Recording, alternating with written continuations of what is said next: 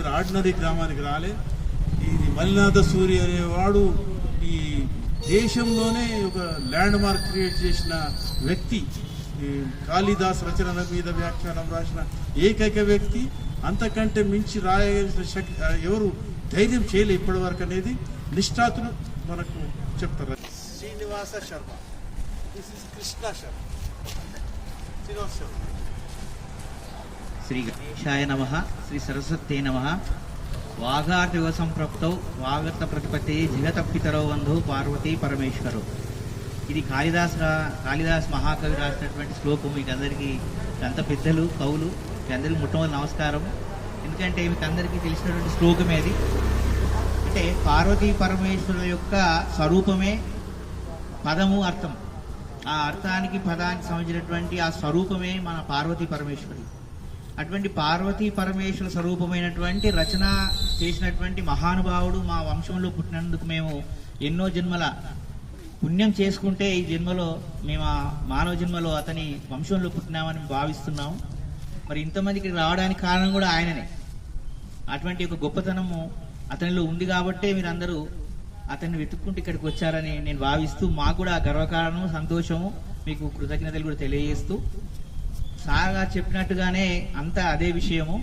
అయితే ఇక్కడ ఒకటి మా నాన్నగారు చెప్పిన దాంట్లో కొద్దిగా సార్ చెప్పిన విషయంలోనే కొద్దిగా అంటే ఇక చెప్పుకుంటూ పోతుంటే అది మారుతుంటది. ఇతను మన మల్లినాథ సూరి గారు క్రీశకం 1283 నుంచి 13వ శతాబ్దంలో జీవించి ఉన్నాడని, అతను ప్రతాపరుద్రుని ఆస్థానంలో ఆస్థాన పండితునిగా పనిచేశాడని కూడా ఉన్నది చెప్పిండు. తర్వాత ఇంకోటి ఏంటంటే అతను పూర్వం చిన్నగా ఉన్నప్పుడు ఆ వ్యవసాయం ఉండేవాళ్ళకి వ్యవసాయం ఉన్నది. ఆ వ్యవసాయ కార్యక్రమాల్లో భాగంగా ఆ పనులు కూడా అప్పుడు చేసేవారట పూర్వం.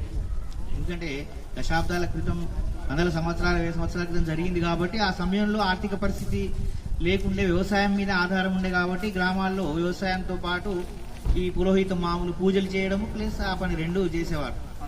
ఆ విధంగా ఇక్కడ ఇప్పటికి కూడా మనకు తిరుమలనాథ స్వామి అనేటువంటి ఒక చిన్న గుట్ట లాంటిది ఉన్నది. మీరు చూస్తే కనబడుతుంది, రోడ్డు చూస్తే కనబడుతుంది. అక్కడ పోవడానికి కొద్దిగా ఇబ్బంది, దూరం ఉంటుంది. సుమారుగా ఒక 2 కిలోమీటర్ల దూరంలో ఉంటుంది పైన. అక్కడ వెంకటేశ్వర స్వామి తిరుమలనాథ స్వామి ఆలయం కూడా ఉంది. అయితే ఆ నిర్మాణం అనేటువంటిది ఎప్పుడు జరిగిందో మాకైతే తెలియదు. కాకపోతే అక్కడికి అతను ఈ ఏవైతే పశువులు ఉన్నాయో అతని దగ్గర ఉన్నటువంటి వాళ్ళ దగ్గర ఉన్నటువంటి పశువులను రోజు తీసుకుని వెళ్ళేవాడు. అయితే ఇక్కడ ఒక చిన్న క్లారిఫికేషన్ ఏంటంటే అన్న వెళ్ళేవాడని, మల్లినాథుడి కాదు, అన్న అక్కడికి పశువులను తీసుకొని వెళ్ళేవాడు. అలా వెళ్ళేవాడు. వెళుతుంటే అతను ఆ పశువులను తీసుకొని పోయిన తర్వాత ఎత్తైన బండరాయి మీద చూసేటప్పుడు ఒక గుహలోకి ఇట్లా తొంగి చూస్తే అక్కడ ఒక తపస్సంపన్నుడైనటువంటి ఒక మహానుభావుడు తపస్సు చేస్తున్నట్టుగా భావించి అతని దగ్గరికి పోయి అతని యోగక్షేమాలు తెలుసుకుంటే అతను ఎక్కడి నుంచి వచ్చిండో విషయాలు ఏమీ ఆయనకు చెప్పలేనప్పుడు మరి మీరు ఆహారం ఏం తీసుకుంటారు అవన్నీ అడిగినా కానీ అతను ఏమని లేడు.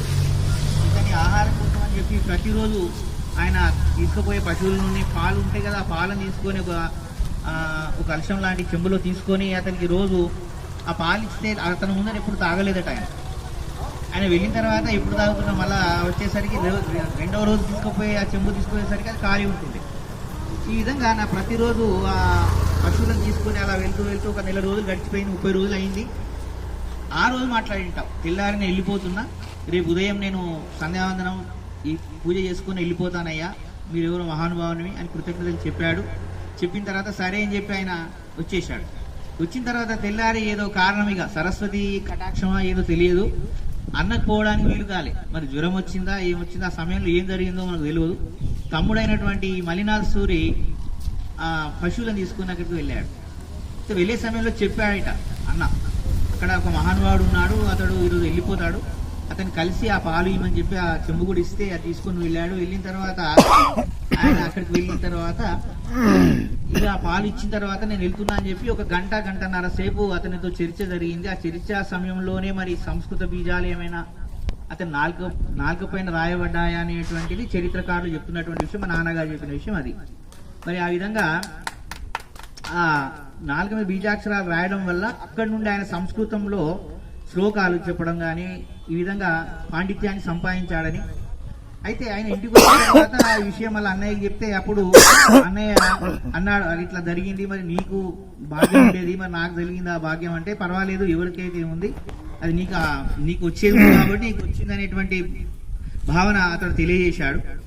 మరి ఈ విధంగా ఆయన పండితుడైనాడని చరిత్ర చెప్పినటువంటి విషయాన్ని నాన్నగారు చెప్పారు. ఇది ఇంతవరకు. ఇక ఇక్కడ కొన్ని రోజులు ఉన్న తర్వాత ఆయన సంచారం మొదలుపెట్టిండు. అన్ని అంటే రాజా స్థానాలు తిరుగుకుంటూ, వారి ఇల్లు ఇక్కడనే ఉన్నది. వారి ఇంటికి ఎదురుగా నివాసం అక్కడ. అయితే దానికి ఎదురుగానే వీళ్ళ ఇల్లు. ఇప్పుడు చూపిస్తాం, ఇల్లు ఉన్నది. ఈ ఇల్లు కూడా మన పంతులు ఏం చేశానంటే దాన్ని పూల కొట్టకుండా ఎవరికో ఇచ్చి వాడుకుంటందుకు ఇచ్చి పంతులు మంచిగా ముంగట రెండు ఇల్లు కట్టుకొని ఇద్దరు అన్నదమ్ములు ఉన్నారు. వీరి తండ్రి కాశీనాథ శర్మ గారు, వారు కూడా చక్కగా చేసి, అయితే వారు కూడా కొత్త ఈ మల్లినాథ సూరి మీద అందుబాటులో ఉన్న రచనలు చరిత్ర అంతా కూడా కొంత సంక్షిప్తం చేసిండ్రు వాళ్ళు. అయితే ఇది నాకు తెలిసిన 2 ముచ్చట్లు మీకు చెప్పిన. ఆ గ్రామానికి మీరు ఆర్డినరీ గ్రామానికి రాలే. ఇది మల్లినాథ సూరి అనేవాడు ఈ దేశంలోనే ఒక ల్యాండ్ మార్క్ క్రియేట్ చేసిన వ్యక్తి. ఈ కాళిదాస్ రచనల మీద వ్యాఖ్యానం రాసిన ఏకైక వ్యక్తి.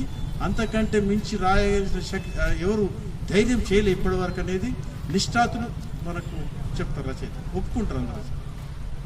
ఇప్పుడు నేను